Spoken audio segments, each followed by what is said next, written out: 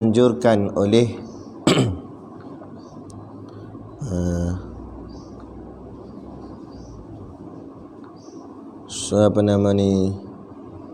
Surau An-Nur Fasa 3A, Bandar Seremban Selatan. Dan di samping itu antaranya kita adakan majlis ini juga kalau ada siapa-siapa yang nak memberikan sumbangan untuk penambahbaikan surau, boleh tengok kepada poster untuk di-bank-in-kan ke dalam akaun bank surau. Antara kerja-kerja tujuannya tu melantai ruang solat tambahan, upgrade speaker luar untuk azan berkumandang lebih kuat dan baik, membina dinding ruang koridor, wiring lampu kipas dan plug point untuk ruang tambahan solat, membina pondok wakaf. Jazakumullahu khairan. Baik. Jadi terima kasih kepada pihak surau, daripada pengurusinya sehinggalah kepada keseluruhan ahli jawatan kuasanya yang menjayakan program kita pada petang ini dan sudi menjemput ana untuk mengadakan majlis sebagai pentazkirah kita pada petang ini. Baik, tajuk kita pada hari ini kita nak membicarakan tentang kelebihan ilmu dan juga ulama. Di samping kita berada di dalam fasa ataupun tempoh PKP ataupun yang kita semua hadapi bersama ni, iaitulah total lockdown. Jangan kita ialah dalam keadaan kita sekarang memang kita kira berjauhan dengan masjid dan juga majlis ilmu. Ini masjid pun setengah-setengah tempat dia dihadkan, ada yang tutup, ada yang dihadkan sehingga 12 orang sahaja. Dan majlis-majlis ilmu pun banyak yang terhenti. Walaupun begitu, kita kena ambil langkah sendiri, inisiatif sendiri supaya diri kita ni tidak jauh daripada Allah Subhanahu Wa Taala dan daripada agama ini. Iaitulah dengan kita mendampingkan diri kita dengan majlis-majlis ilmu yang ada. Tak kiralah sama ada secara alam maya seperti ini atau sebagainya. Supaya hati kita paling-paling tidak sehari itu tetap ada bahagian nasihat yang kita dengarkan, supaya hati ini sentiasa berada di jalan yang betul. Seperti mana yang kita baca dalam suratul Fatihah, iaitulah ihdinas siratal mustaqim, iaitulah tunjukilah kami jalan yang lurus. Nak minta kepada Allah bahawa supaya Allah sentiasa menunjukkan kita. Kita ni antara hikmah Allah jadikan kita hidup di atas muka bumi ni. Bumi ni berbentuknya bulat. Antara hikmahnya dijadikan bumi ini bulat kerana nak menunjukkan kehidupan kita seperti bulat itu. Maknanya dia boleh ke mana sahaja. Habis untuk memastikan bola yang bulat itu berjalannya dengan lurus, maka perlulah dia dikawal supaya dia tak ke kanan sangat dan tak ke kiri sangat, sehingga akhirnya dia berjalan dalam keadaan yang lurus. Iaitulah untuk memastikannya berjalan dalam keadaan yang lurus, maka dia diapit dengan Quran dan juga hadis. Kalau tidak diapit dengan Quran dan hadis, ibarat bola yang bulat tadi, maka dia akan bergolek ke mana saja ikut cita rasa dia. Maka kadang ke kanan sangat atau ke kiri sangat, dan akhirnya akan merosakkan dirinya. Seperti mana kita baca dalam suratul Fatihah, Allah menyebut pada ayat yang ke-6 dan yang ke-7, kan? Ihdinas siratal mustaqim siratal ladzina an'amta alaihim, tunjukilah kami jalan yang lurus, iaitu jalan orang yang engkau telah kurniakan nikmat kepada mereka. Kita tak nak kehidupan kita seperti ghairil maghdubi alaihim waladdallin, bukan jalan-jalan orang yang maghdub dan juga bukan jalan orang-orang yang dhalin.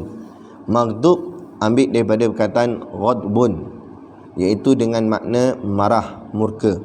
Jadi tak nak pada jalan-jalan yang dimurkai Allah, dimarahi Allah, tidak disukai Allah. Inilah jalan orang-orang Yahudi, yakni jalan yang mengarah ke atas dunia semata-mata, sibukkan dengan urusan duniawi, dan sehingga tidak ada urusan ukhrawi. Sebab tu kalau kita lihat orang Yahudi, dia tidak ada konsep dakwah. Yang ni maksudnya dia tidak mengembangkan agamanya, cukup sekadar agamanya di kalangan anak keturunannya sahaja, dan berkembangnya pun dalam negaranya sahaja tertentu.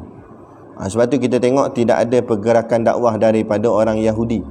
Dia tak pergi sebarkan. Sebab tu jarang kita dengar Yahudi ni di negara-negara lain. Ada tapi sedikit sangat berbanding dengan di tempatnya, iaitu di Israel. Berbeza pula dengan orang Nasrani, ghairil maghdubi alaihim waladdallin. Dan yang tak nak juga jalan-jalan orang yang dolin. Dolin ni asal perkataan dollun. Dollun artinya sesat. Jadi kita tak nak juga kita termasuk dalam golongan orang-orang yang sesat. Sesat di sini maksudnya terlampau ke akhirat sangat. Terlampau ke akhirat. Sebab tu kalau kita tengok kepada orang Nasrani, yakni orang Kristian, dia punya kita, kalau tempat kita panggil macam Tok Imam lah, pada dia panggil father. Father dia sampai tak menikah, kan? Tak boleh nak menikah. Dia kata tak boleh, perempuan ni duniawi. Maka terlampau ke akhirat sangat, dunia letak tepi terus, dunia dia buang terus. Jadi yang ni pun disebut oleh Allah sebagai golongan yang dolin, yakni orang yang sesat. Jadi kita tak nak orang yang dimurkai Allah, yakni pentingkan duniawi, dan tak nak juga orang yang sesat, yakni terlampau pentingkan akhirat sehingga membuang dunia. Jadi kedua-dua itu kita tak mahu. Yang kita nak iaitu siratal ladzina an'amta alaihim, iaitu jalan orang-orang yang telah engkau kurniakan nikmat kepada mereka.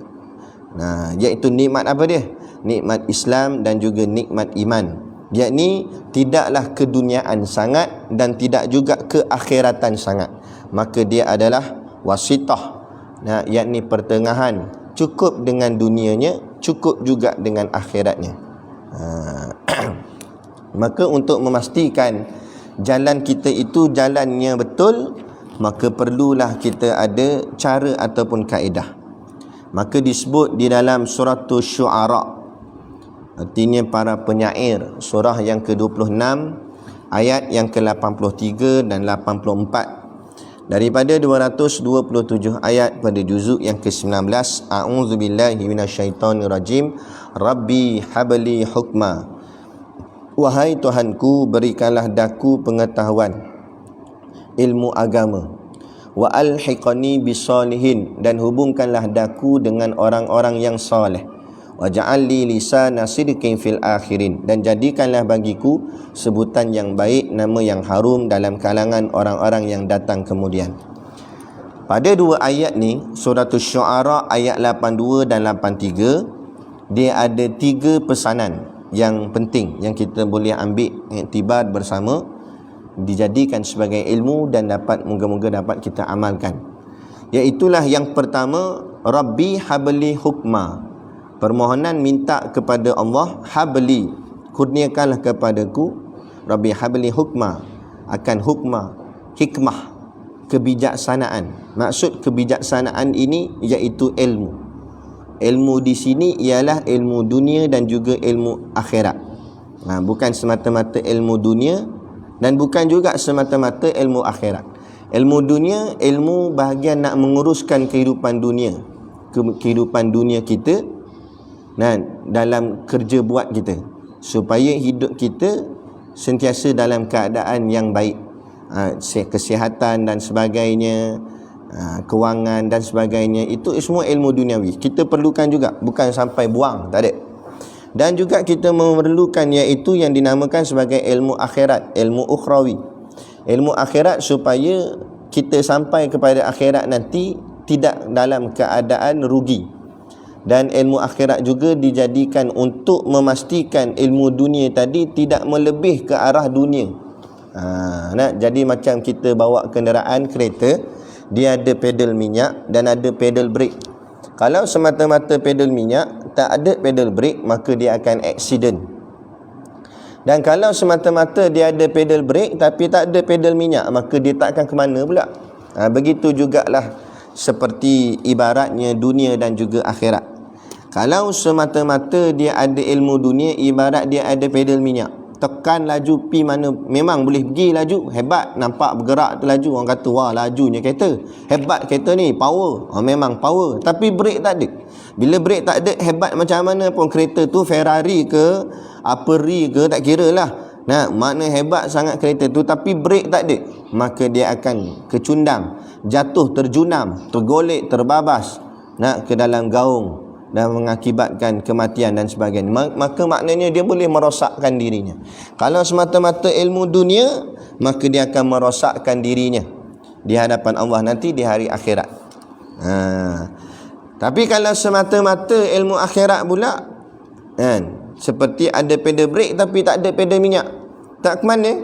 Ada semata ilmu akhirat, dah dunia nak buat macam mana, nak kembang macam mana, kena ada gak bahagian ilmu dunia. Dan seperti mana kami di pondok kami ni, tok guru kami ajar begitu.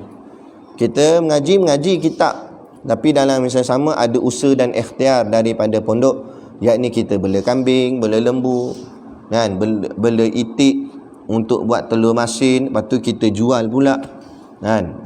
Lepas tu ada juga kita buat produk minyak wangi dan kita viralkan, kita jual. Jadi itu bukan bermakna kita tak yakin dengan rezeki Allah. Tetapi kita kena ingat, Allah suruh kita mencari rezeki. Maksudnya rezeki sudah ada di keliling kita, tinggal lagi kita untuk mencarinya. Dan mencari itulah sebagai lambang usaha dan ikhtiar daripada kita dalam kehidupan dunia. Jadi itulah maknanya dunia dan akhirat. Jadi itu yang pertama. Dan mengikut kaedah ilmu tasawuf, dia ada 3 pecahan, iaitu yang kita sebut sebagai takhalli, takhalli dengan titik atas huruf kha. Kemudian yang keduanya tahalli, tidak ada titik, tahalli, tahalam. Yang ketiga yang terakhir iaitu tajalli, tajim lam, yang titiknya di bawah. Maka takhalli itu iaitu proses kita membaik pulih, membetulkan apa yang tidak betul, membetulkan keadaan dengan kita beristighfar, bertaubat kepada Allah SWT dalam proses perjalanan kehidupan kita. Jadi begitu juga pada ayat surah Syu'ara yang saya baca tadi, iaitu Rabbi habli hukma, wahai Tuhanku berikanlah daku pengetahuan ilmu agama. Dari situ bila kita minta pada Allah untuk difahamkan ilmu agama, maka itulah sebagai satu proses yang dipanggil proses takhalli. Supaya dengan kita belajar, kita tahu pengetahuan agama, maka kehidupan kita akan jadi semakin betul. Itu untuk membetulkan diri, membaikkan diri, kan? Untuk memulihkan diri kita, kan? Kalau memang dah elok, tak apalah, tak ada masalah, kan? Kalau orang memang dia dah pandai, kan? Contoh kalau orang dia dah pandai, dah baca Quran, dia tak perlu belajar melalui Iqra' dah, sebab Quran dia dah boleh baca. Begitu juga. Jadi kalau kita yang masih lagi belum, maka kita perlu ikut step, perlu belajar daripada bawah. Jadi begitu juga. Jadi belajar ni tujuannya untuk membetulkan, mengelokkan apa yang tidak betul dan apa yang tidak elok. Sama juga fungsinya dengan istighfar, yakni memohon keampunan kepada Allah atas salah dan silap kita, supaya kita betulkan apa yang tidak betul, supaya kita perbaiki apa yang kita tersilap. Jadi begitu juga dalam ilmu. Itu penting bila kita buat pengajian. Sebagai contoh, hari itu kita buat daurah berkenaan dengan kitab Hidayatus Sibyan, berkenaan dengan tajuk solat. Maka kadang-kadang baru kita terperasan, oh rupanya macam ni tak boleh nak buat, oh yang ni tak boleh, oh yang ni penting, oh yang ni mana, baru kita tahu satu persatu. Itulah orang cakap apa, fungsi ataupun pentingnya kita perlu ada di dalam diri kita, iaitu ilmu. Kadang-kadang kita nampak ringan ilmu ni, ataupun kita tidak ambil berat, khususnya lagi ilmu akhirat. Yang kita pentingkan ilmu dunia. Macam tadilah saya sebut kereta tadi. Kadang-kadang mungkin kita terlepas pandang tentang soal brake. Kita lebih seronok atau lebih orang cakap excited bila bercerita tentang kelajuan sesebuah kenderaan. Dia kata dia boleh pergi berapa jauh ni, Dia punya pick up berapa, CC dia berapa. Sebab apa? Kita nampak momentum. Bila ditekan pedal minyak tu, dia bergerak tu mantap, sentak. Tapi kita lupa kadang-kadang bila kita terlampau fokus kepada pedal minyak saja, atau kita hanya fokus kepada kelajuan, tapi kita terlepas pandang tentang soal keselamatan, iaitu brake. Kita tak memandang brake. Maka silap-silap keretanya memang laju, memang hebat, tapi bila brake-nya tak terpakai, brake-nya tak makan, maka laju macam mana pun akhirnya merosakkan diri. Jadi kita tak nak macam tu. Jadi orang ada setengah ataupun kebanyakan orang di akhir zaman ni sibuk ke bahagian ilmu duniawi. Sibuk ilmu dunia tu tidak salah, macam tadilah. Kita tekan minyak tu tak salah. Yang salahnya bila kita tak check brake. Kita tak sediakan brake untuk menyelamatkan diri kita. Jadi nak fokus pada ilmu dunia silakan, tapi tak mengaji ilmu akhirat tu yang salah. Akhirnya dunianya kucak-kacik, dunianya ikut hentam, tidak kira dah halal haram, habis semua dia sapu, habis dia bantai. Sebab apa? Sebab dia terlampau mementingkan dunia, keuntungan dunia, akhirnya tidak menghiraukan tentang soal pahala dan dosa, soal hukum, soal boleh atau tidak boleh. Akhirnya dia langgar habis ikut suka dia. Jadi kalau begitu, nak samalah macam orang yang bukan Islam, orang kafir. Orang kafir bukan dia bicara tentang pahala dosa, dia tak mikir tentang soal akhirat.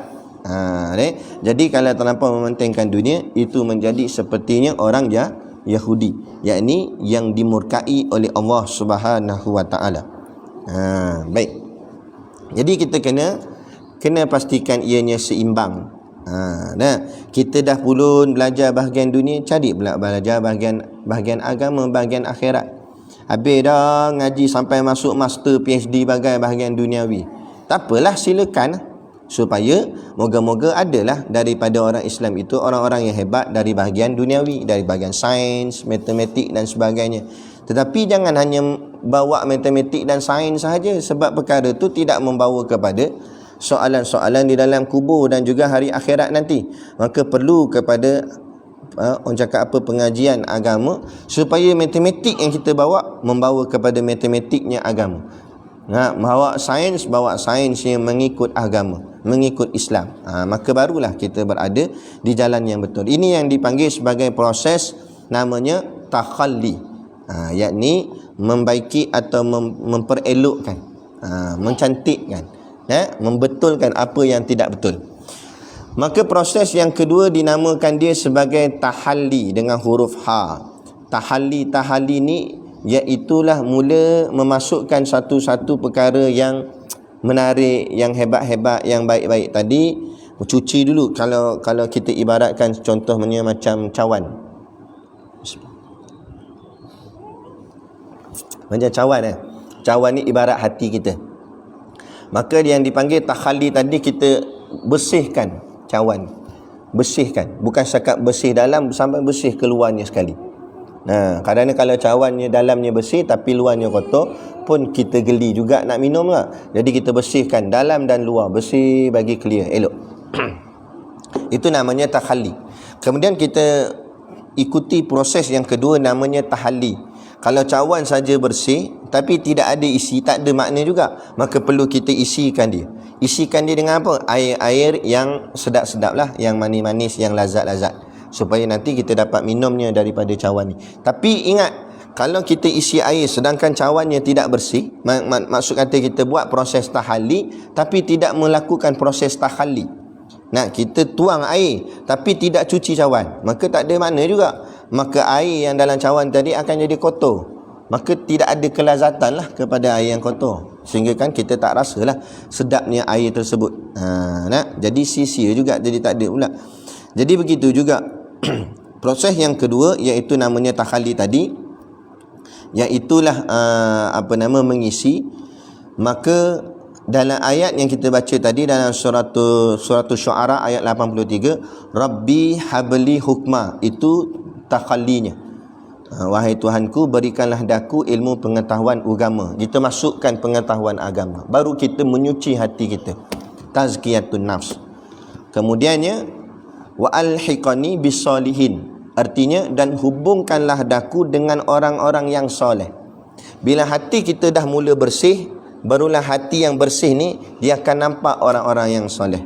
Bila nampak orang-orang yang soleh, dia mula mendekati orang-orang yang soleh. Maka dia jadi seronok dengan orang-orang yang soleh. Dia suka nak berkawan dengan ustaz-ustaz, tok-tok guru, alim-alim ulama. Dia mula mendekati majlis-majlis agama. Dia akan mula rasa sedap dan rasa seronok. Begitu jugalah bila cawan dah bersih, dituang air, tak payah kata air fresh orange, air manis, air kosong pun dah terasa sedapnya. Bila cawan tu bersih. Tapi kalau cawan tu kotor, tuang air yang sedap-sedap fresh orange sekalipun, dia tak jadi dah, tak rasa fresh orange. Dan dalam cawan ada tai, dia tak jadi rasa fresh orange, dia jadi rasa fresh tai. Sebab apa? Sebab cawan itu kotor. Jadi pastikan bersih dulu. Maknanya pastikan Rabbi habli hukma. Nak minta pada Allah supaya dibukakan pengetahuan agama pada kita. Tapi bukan dengan hanya minta tapi tak buat kerja. Kita minta pada Allah, dalam masa yang sama kita mencari pengajian-pengajian agama supaya kita isikan dalam hati kita ni dengan pengajian-pengajian agama sehingga kita sedar apa yang betul, apa yang tidak betul. Maka barulah dia akan membawa pada proses yang kedua, namanya tahalli tadi, wa alhiqani bisolihin, dan hubungkanlah daku dengan orang-orang yang soleh.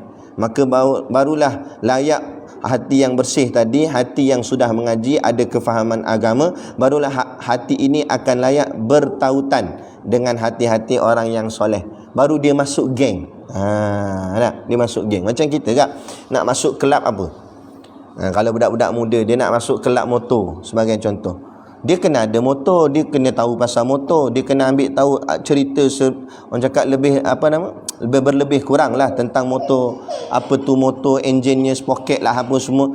Jadi barulah bila dia masuk dalam kumpulan geng motor, baru dia ngam, baru dia masuk. Ini nak masuk geng motor, rim motor tak kenal, throttle tak tahu benda throttle, seat motor tak pernah tengok, exhaust betah lagi. Jadi macam mana nak masuk geng? Begitu juga. Untuk nak masuk geng dengan orang-orang yang soleh, wa alhiqani bisolihin, supaya Allah hubungkan kita dengan orang yang soleh, awal lagi ayat Quran sebut Rabbi habli hukma. Minta pada Allah bukakan pintu hikmah, pintu ilmu. Bila dibukakan pintu ilmu, barulah tautannya kepada orang-orang yang soleh akan berpaut. Itu namanya proses yang kedua yang dinamakan sebagai tahalli.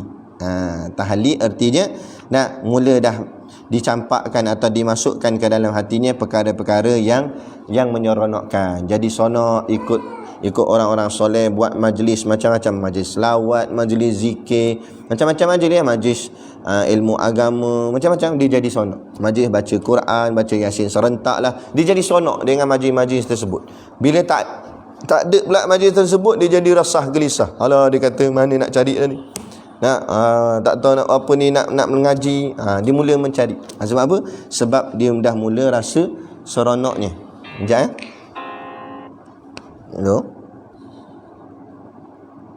Hello. Okey. Baik, jadi itu yang kedua. Kemudian proses yang ketiga iaitu namanya tajalli, tajim lam. Ya, tajalli. Tajalli ini artinya Allah akan singkapkan hasil yang didapat. Kerana kata guru kami, takhalli dan tahalli itu bangsa kasbun. Makna kasbun ialah usaha. Dia berusaha untuk cuba mendapatkan. Adapun tajalli itu kurniaan Allah. Allah kurniakan padanya atas asbab jalan usahanya tadi.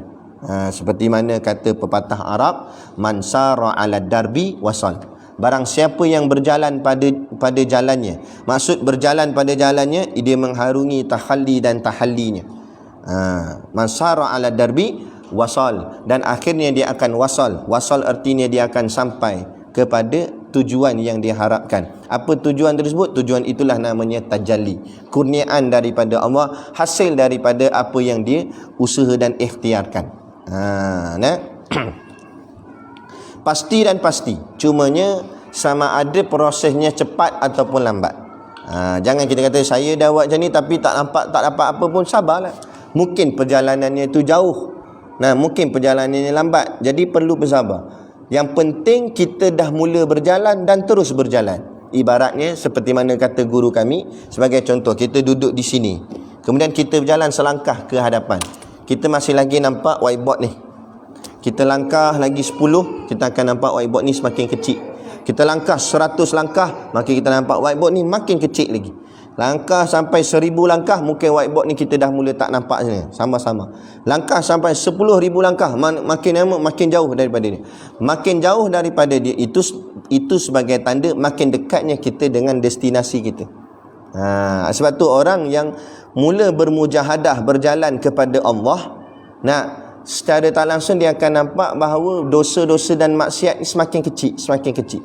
Hatinya semakin tidak gemar kepada barang-barang lara, barang-barang maksiat, barang-barang dosa, makin kecil. Itu tandanya dia semakin berjalan. Bila tanda itu dia nampak, itu sebagai satu tanda bahawa dia semakin dekat kepada Allah, semakin menghampiri pada Allah. Walaupun mungkin lambat, tak apa, tak ada masalah. Yang penting kita dah mula berjalan dan terus berjalan. Teruskan sehinggalah akhirnya tajallinya dalam ayat dalam surah Syu'ara ayat 83 dan 84. Mula-mula kita sebut tadi Rabbi habli hukma, itu tahallinya, yang minta pada Allah bukakan pintu hikmah, pintu keilmuan kepada kita. Seperti mana dalam hadis sebut, man yuridillahu bihi khairan yufaqihu fiddin. Siapa yang Allah nakkan dia jadi baik, Allah berikan dia faqih, kefahaman tentang agama. Allah bagikan dia faham. Itu sebagai satu tanda Allah nak bukakan jalan untuk dia. Mula buka jalan namanya tahalli. Kemudian tahallinya iaitu wa alhiqani bisolihin, dan hubungkanlah daku dengan orang-orang yang soleh. Mula hati ini berpaut dengan orang-orang yang baik, orang-orang yang soleh. Tak mau dah main dengan orang-orang yang lara, yang karaoke, menyanyi, yang buat tak ada benda faedah. Ini semua duduk dengan golongan-golongan yang baik-baik saja. Akhirnya membawa kepada ayat yang ke-84 dalam surah Syu'ara, iaitu tajallinya, iaitu waja'alli lisana sidqin fil akhirin. Dan permintaannya, dan jadikanlah bagiku sebutan yang baik, nama yang harum dalam kalangan orang-orang yang datang kemudian. Maksudnya namanya dimuliakan Allah, namanya diharumkan Allah ke atas orang-orang selepas-selepasnya. Bukanlah dia nakkan kebanggaan, kemuliaan kepada makhluk, tapi ini sebagai satu makna, bila namanya dimuliakan oleh Allah, maka kedudukannya berada di kedudukan yang mulia, yang tinggi. Kedudukan yang mulia pasti-pastilah dalam syurga. Takkan kedudukan yang mulia tapi dalam neraka, tak ada. Jadi hasil daripada usaha dan ikhtiarnya itu, hasil daripada takhalli dan tahallinya itu, maka dia membawa kepada tajallinya iaitulah kepada mendapat kemuliaan di sisi Allah. Yakni waja'alli lisa nasidikin fil akhirin, dan jadikanlah bagiku sebutan yang baik, nama yang harum dalam kalangan orang-orang yang datang kemudian. Jadilah namanya nama yang dimuliakan oleh Allah Subhanahu wa taala. Buat apa kita nak mengharapkan nama kita dimuliakan makhluk? Makhluk boleh mulia takat mana? Sebab apa makhluk muliakan kita? Sebab kita jadi berguna pada dia. Ada sebab. Contohnya sebab kita ada jawatan. Jadi dia kasih pada kita sebab jawatan tu. Sebabkan jawatan itulah dia ni boleh jadi kabel aku. Dia pun jadi rapatlah dengan kita, jadi kasih, nampak kasih tu pada kita. Sebab apa? Sebenar hakikat dia bukan dia kasih dengan kita, dia kasih dengan jawatan kita. So bila jawatan kita dah tak ada apa, dia pun tak pandang kita mana dah. Dia buat tak kisah dah. Dulu bukan main cakap lembut lagi dengan kita sebab kita ada jawatan. So kita tak ada jawatan, dah tak ada lembut dah. Sebab apa? Sebab kasih yang selama ni dia kasih bukan kerana kasih pada kita, tapi kerana kasih kepada jawatan kita. Maka rugi, tak ada apa. Sebab itulah kalau mengharapkan kepujian makhluk, maka kepujian makhluk itu bersebab. Tapi kalau mengharapkan kepujian daripada Allah, kepujian Allah tidak bersebab. Kerana Allah buat sesuatu tidak bersebab. Sebab Allah tidak berillah, tidak bersebab. Kita mengaji dalam ilmu tauhid kan, ilmu akidah, ilmu sifat 20, mana ada Allah buat satu benda ada sebab. Jadi Allah kasih pada hamba-Nya pun tidak bersebab. Allah kasih pada hamba-Nya kerana Allah memilih akan hamba-Nya untuk dikasihi. Atas kasih itulah Allah kurniakan dia kehebatan-kehebatan dalam agama-Nya. Kefahaman agama, boleh beramal, dapat taufik dan hidayah, dapat Islam dan juga iman. Jadi kita hari ni jadi Islam dan jadi orang yang beriman bukan sebab atas usaha kita, tapi atas sebab kasih daripada Allah. Yang tu kita sebut Bismillahirrahmanirrahim, dengan nama Allah yang Maha Pemurah lagi Maha Penyayang. Pemurahnya Allah menjaga kita di dunia, penyayangnya Allah menjaga kita di hari akhirat nanti dengan diberikan kepada kita kefahaman agama semasa di dunia, iaitu Islam dan juga iman. Maka itulah yang menyebabkan nak kita jadi selamat di sisi Allah. Jadi siapa yang selamatkan kita? Bukan kita yang selamatkan kita, tapi Allah lah yang selamatkan kita. Bukan kita yang jaga kita, tapi Allah lah yang jaga kita. Dia begitu. Jadi inilah namanya tajalli, dan hubungannya tahalli dan tajalli. Boleh amalkan doa ni ketika mana pun, pas mayang ke mana ke, bangun-bangun pagi, amalkan doa ni. Ambil daripada surah Syu'ara, surah nombor 26 ayat 83 dan 84. Jadikan ayat Quran itu sebagai amalan dalam bentuk doa. Rabbi habli hukma wa alhiqani bis-solihin wa ja'alni lisana sidqin fil akhirin. Wahai Tuhanku, berikanlah daku ilmu agama, pengetahuan agama, dan hubungkanlah daku dengan orang-orang yang soleh, dan jadikanlah bagiku sebutan yang baik, nama yang harum dalam kalangan orang-orang yang datang kemudian. Maka kita akan dapat ketiga-tiganya sekali, iaitu tahalli, tahalli dan juga tajalli, insya-Allah. Jadi itulah berlebih kurang tazkirah yang dapat kita kongsikan. Kemudiannya kita buka untuk soal dan jawab. Boleh? Kalau ada apa-apa soalan, boleh tuliskan di bahagian komen. InsyaAllah kalau saya boleh jawab, saya jawab. Saya tak boleh jawab, kita tangguh soalan tu pada sesi-sesi yang lain lah, sekiranya ada.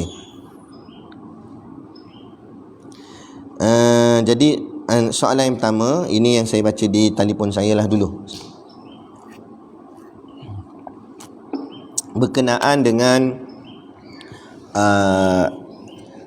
duit yang dia dapat daripada menang loteri, menang judi. Dia kata 80,000. Jadi dia guna duit tu untuk buat rumah. Kemudian saki bakinya disimpan dalam bank. Kemudian setelah lama tu dia rasa bersalah dan dia bertaubat. Jadi macam mana dengan rumah tersebut? Soalan dia. Maka jawabnya, segala kita dapat sesuatu hasil yang haram, maka kita gunakan hasil yang haram itu untuk buat sesuatu atau beli sesuatu, maka perbuatan buat dan beli itu bertukar kepada sesuatu tu. Sesuatu tu juga menjadi haram. Maksudnya kita dapat duit 80,000. 80,000 tu haram, kita pergi buat rumah, maka nilai 80,000 tu sekarang dah jadi nilai rumah, maka berpindah haram atas duit 80,000 berpindah ke atas rumah, maka rumah tu jadi haram. Rumah tu jadi haram, dan saki baki yang disimpan dalam bank juga yang jadi haram. Tapi bukan semua duit dalam bank ni, yang baki itulah, yang baki tu haram. Jadi kemudian dia dah bertaubat, macam mana nak buat? Okey, duit yang haram atau hasil yang haram boleh digunakan untuk maslahah umum. Maslahah umum artinya kebaikan untuk orang awam. Contohnya kita buat jalan raya, kan? Ataupun kita buat tandas awam. Maknanya satu benda yang kita buat tu semua orang boleh pakai. Untuk pengkhususan diri kita tak boleh, hukumnya haram. Tapi kalau untuk orang ramai dibolehkan, kata ulama. Maka macam mana nak buat? Sama ada rumah tu dia bagi kepada ahli jawatan kuasa ataupun pengurusan yang boleh mengurusnya untuk harta orang awam, kan? Contohnya bagi ke masjid surau untuk dibuat apa-apalah atas hak orang awam, bukan hak individu. Maka itu dibolehkan. Ataupun juga kalau dia nak rumah tu juga sebab dia nak duduk, maka dia kena dapatkan balik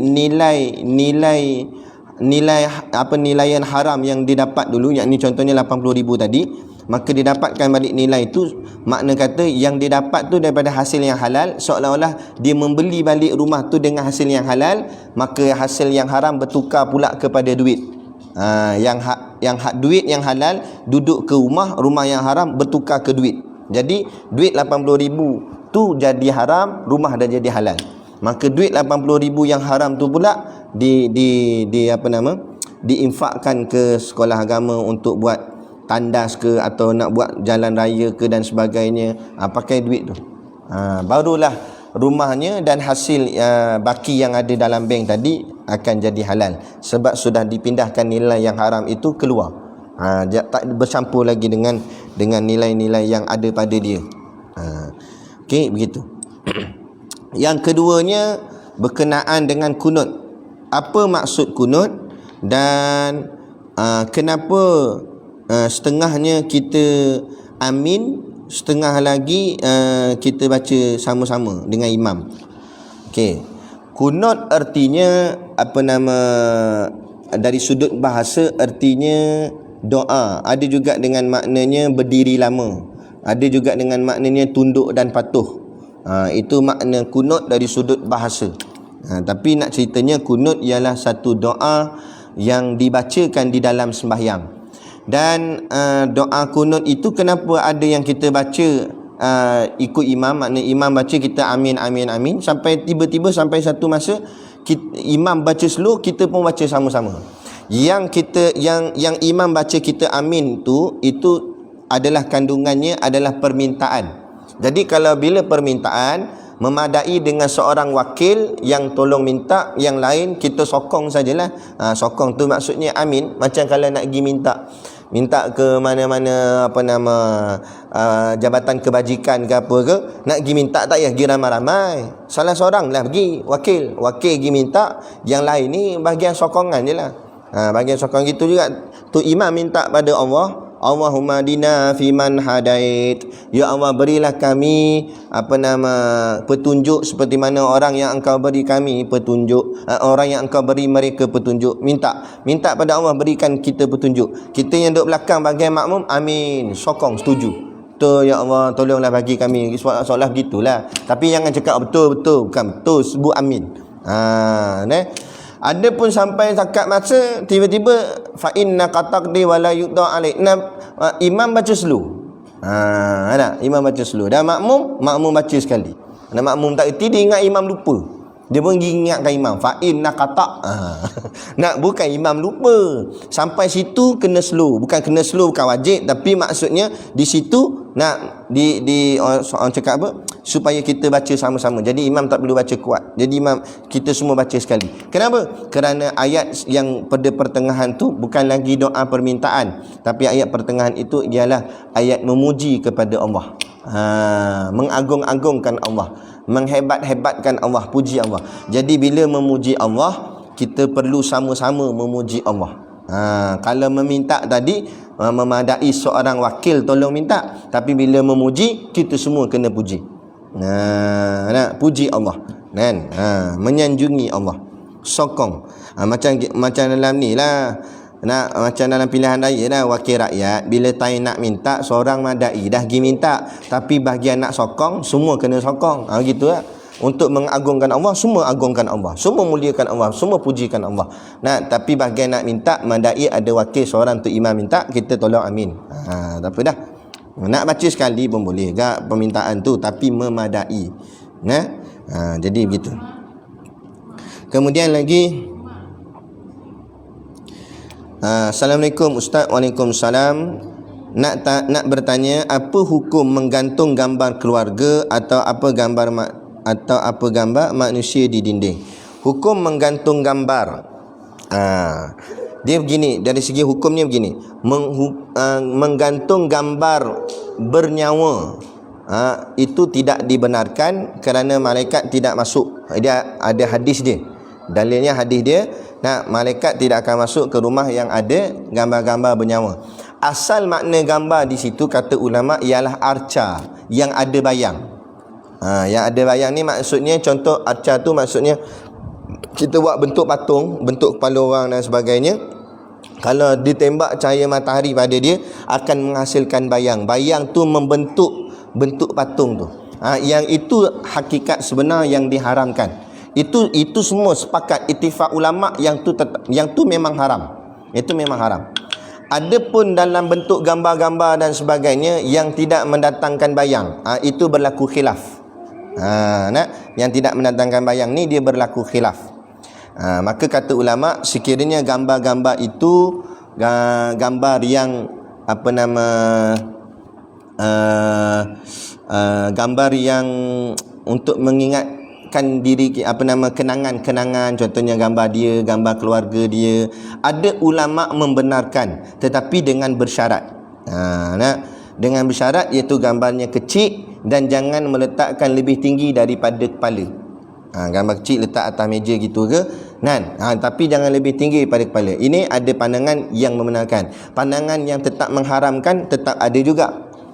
Tetap ada juga yang mengharamkan. Jadi berlaku khilaf. Ikut apa orang cakap apa? Ada pilihan sebab khilaf ni rahmat. Maka kalau kita nak ikut pandangan yang kata boleh, tapi ikut syarat dia, jangan letak lebih tinggi daripada kepala dan jangan terlampau besar. Kecil sudah. Bahagian nak ingat kenangan situ sudah, nak ingat PKP ni jauh dengan anak kan, tak dapat nak jumpa anak cucu, jadi tengok ke gambar tu teringatlah lepas rindu. Jadilah kecil sudah, jangan besar sangat. Ni gambar besar sangat, lubang hidung saja nampak kan. Ni tak kecil je boleh.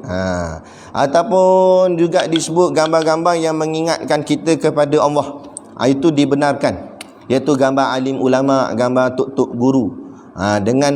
Asal gambar tak boleh lah, tapi disebabkan boleh mengingatkan kepada Allah, maka gambar tu dibenarkan. Dia apa saja yang mendatangkan ke arah kebaikan, maka benda tu jadi dianggap baik. Contohnya macam tasbih. Asalnya tasbih ni dia tak ada apa, alat kayu biji gini je lah, tak ada apa pun. Tapi dengan melihat tasbih, dia akan teringat nak berzikir, maka jadi sunat dia ada tasbih. Sebab apa? Sebab bila ada tasbih, mengingatkan dia atas kepada zikir. Ada tak orang bila tengok tasbih rasa nak mencuri? Tak, bila tengok tasbih teringat nak berzikir. Maka asalnya tak ada apa sangat tasbih, tapi sebab mendatangkan kepada mengingat pada zikir, zikir itu benda baik, maka perkara yang mendatangkan kepada kebaikan jadi baik, maka tasbih jadi baik juga. Dia begitu. Jadi dengan melihat gambar alim ulama, jadi teringat kita pada akhirat, teringat kita rasa bersalah, teringat kita pada dosa. Maka menyebabkan melihat gambar ulama itu dibenarkan. Tapi letak gambar ulama, kalau letak gambar amoy, dia bukan ingat ke akhirat, dia ingat ke benda lain. Jadi yang tu tak boleh. Jadi begitu. Jadi kalau nak ambil pandangan yang kata boleh, gambar keluarga tadi sedikit, kecil dan jangan lebih daripada had kepala. Itu pandangan yang membenarkan. Ni berlaku khilaf. Tapi pandangan yang tidak membenarkan tetap tak boleh, tak payah letak terus. Habis nak ambil jalan mana satu? Kalau ustaz ambil mana? Kalau kita ikut aliran tasawuf, dia ambil jalan ihtiyat. Jalan ihtiyat ni maknanya jalan berhati-hati. Bila bertembung boleh dan tak boleh, lebih baik ambil tak boleh. Kerana takut-takut dia boleh merosakkan kita. Maka ambil jalan tak boleh. Kalau ada gambar, tak payah letak kat luar ni, dalam album. Jadi bila nak tengok, buka. Jadi lebih selamat lagi. Tu lebih elok lagi.